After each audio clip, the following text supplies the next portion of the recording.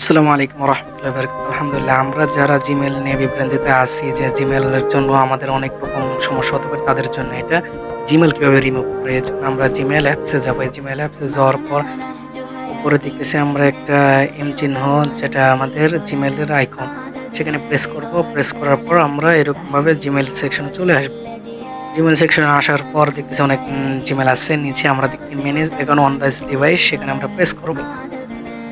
Press করার পর আমাদের যে একটা গুগল, এই গুগলে এইটা আমরা প্রেস করবো। এই যে গুগল চিহ্নটা, এখানে প্রেস করার পর যে কটা আমরা জিমেল তৈরি করছি সে কোনো জিমেল এখানে আসছে, যেটা আমরা রিমুভ করবো সেটা প্রেস করে নিচে মোর অপশনে প্রেস করব।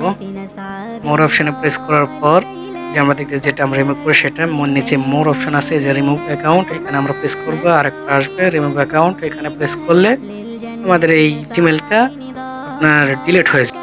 নতুন নতুন ভিডিও পেতে সাবস্ক্রাইব করুন।